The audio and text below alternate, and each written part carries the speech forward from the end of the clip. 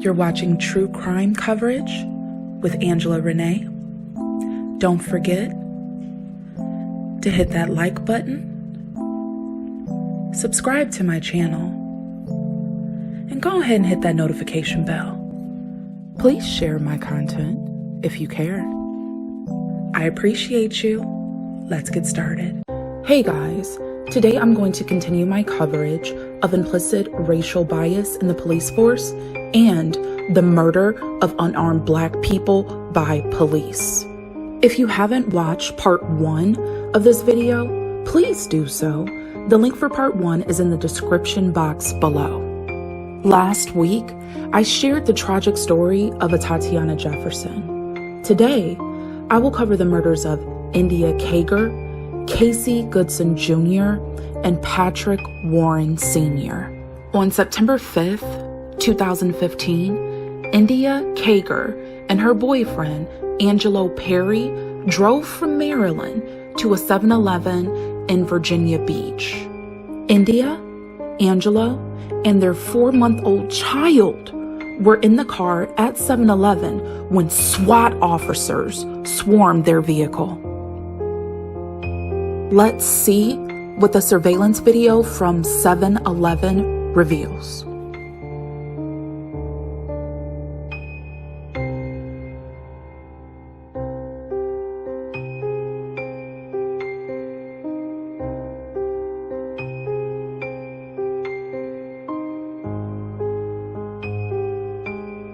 Guys, police fired 30 rounds within 9 seconds.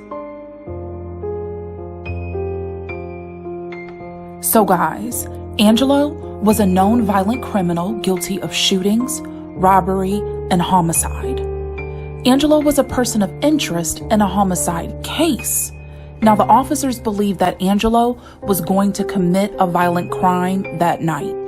So guys, the police knew that there was an unidentified woman in the vehicle. The officers used deadly force without consideration of the innocent woman in the vehicle or the innocent bystanders nearby.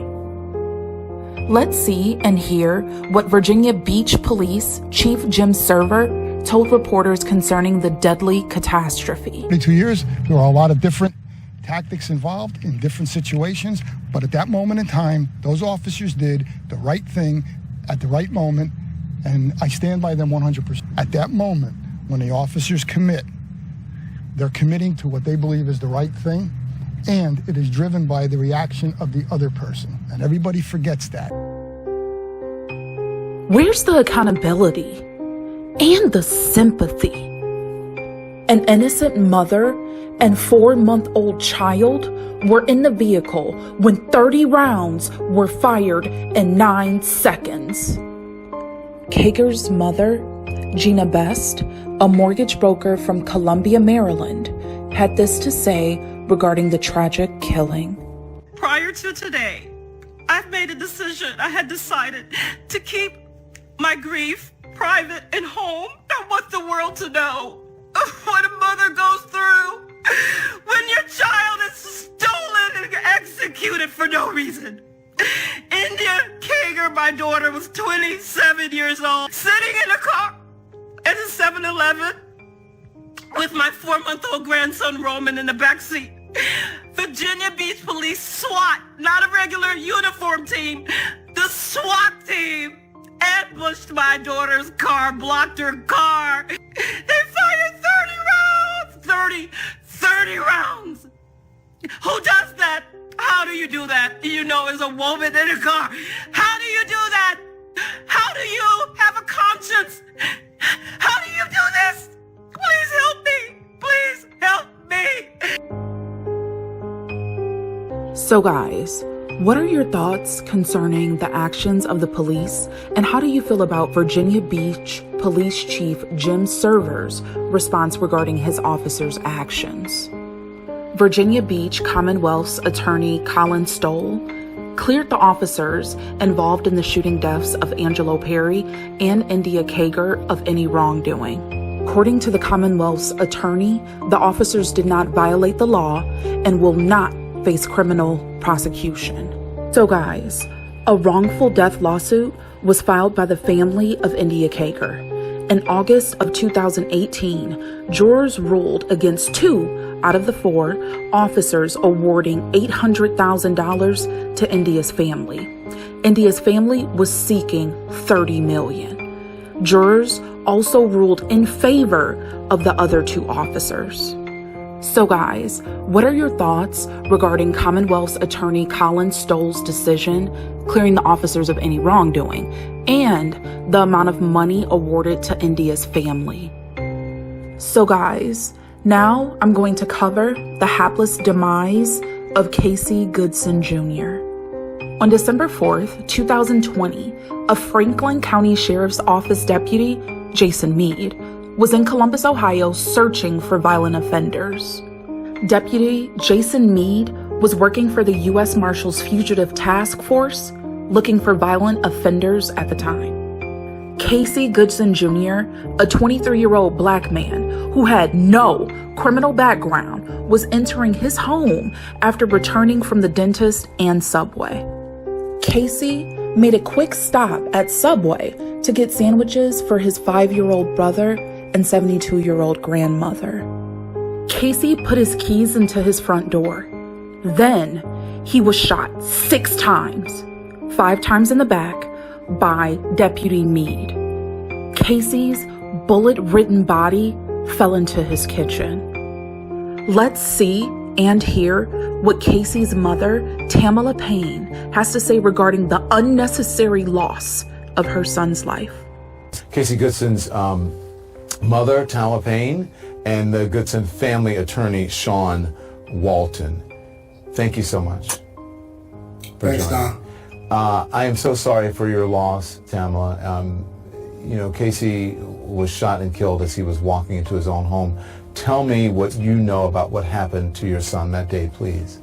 Well, before he returned home, he stopped to get Subway for him, my mother, and my 5-year-old son.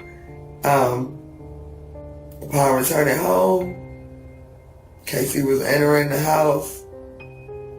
Casey was executed, went into the home. His body fell into the house with the sandwiches, with the bullet holes. Unfortunately, Tamala, there are so many mothers that have to go through this, and we don't know, what this investigation is going to cover, but there's so many mothers who have to go through this, and that particular pain that you're feeling right now shouldn't be felt by any mother, regardless of the circumstances. No, sir, it should not. This was senseless. My son would not have harmed a fly. If my son was given a command, he would have listened. He was a law-abiding citizen. Everything he did was legal. My son was murdered, and there's just no ways around it. And he deserves justice. I mean, the kid had a whole life in front of him. He had plans, he had dreams. He wanted to be a CCW instructor. He wanted to own, he had a CDL license. He was working, saving, trying to save enough money to purchase his own truck. He wanted to drive his own trucks. He didn't want to drive for nobody no more. He wanted to do his own thing. He had plans, he had dreams, he had goals, and they were ripped from him for nothing. All summer, people all over this nation protested police brutality and racism. Do you feel that this is a systemic problem in Columbus as well as this country? Absolutely, absolutely. I believe it's a problem all around, but it's swept under the rug because these are their officers and they protect them. We're not protected, but they are.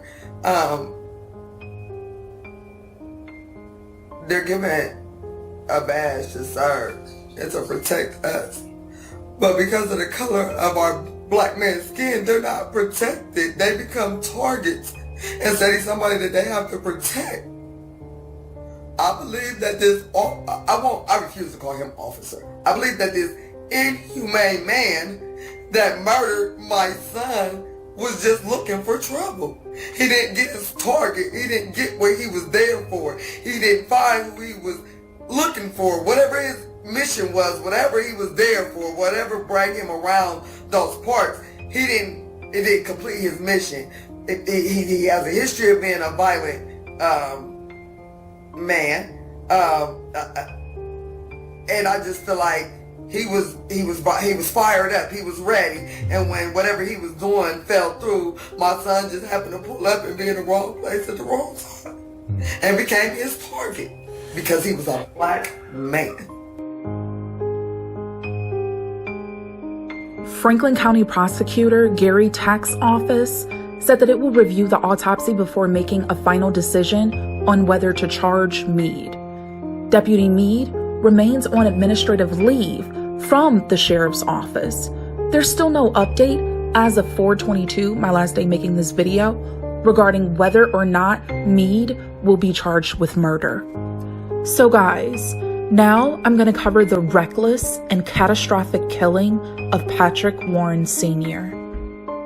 On January 10th, 2021, Officer Reynaldo Contreras, a 5-year department veteran, responded to a mental health call at approximately 5:30 p.m. Patrick Warren Sr., a 52-year-old father of 3, was having a mental health crisis at the time. Patrick Warren Jr., the victim's son, told CBS Local that they requested the help of a mental health officer and were surprised when Officer Contreras showed up.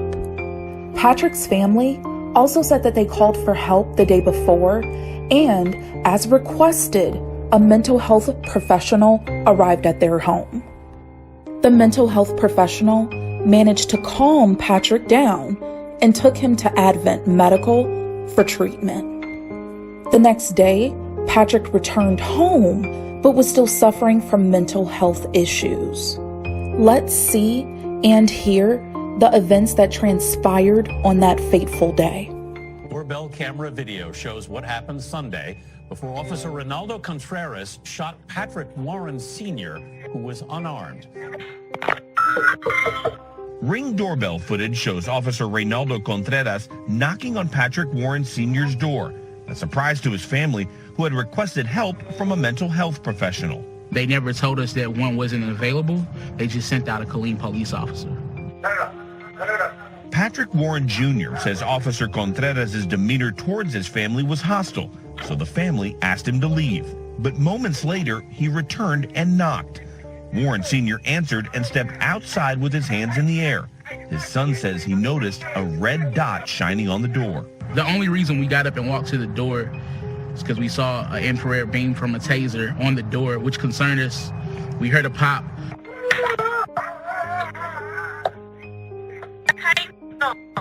We got up, we ran to the door. By the time we made it outside, my father was on the ground, and that's where everything kind of took place. The video then cuts to cell phone footage. Hey, Dad, sit down! Sit down! Sit down! Sit down! Please!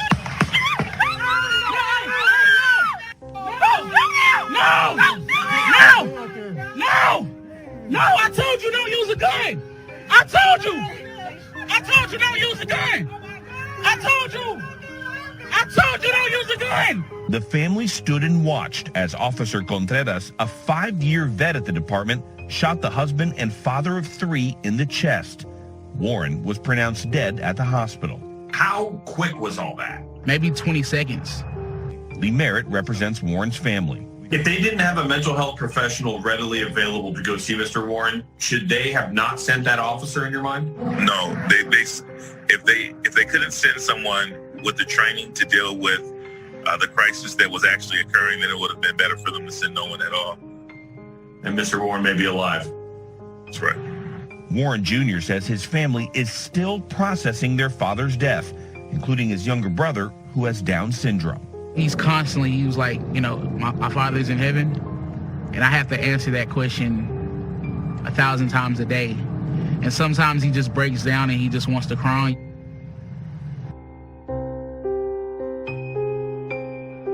Do you guys agree with the family's attorney when he stated if a mental health professional was not available, then no one should have been sent?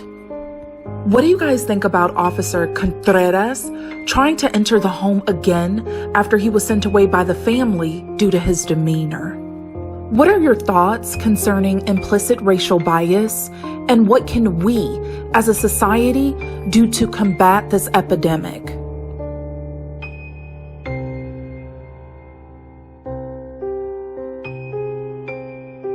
Rest in heaven, India, Casey, and Patrick. So guys, don't forget to comment. I'm interested to see your opinions regarding this heavy topic in the comment section below.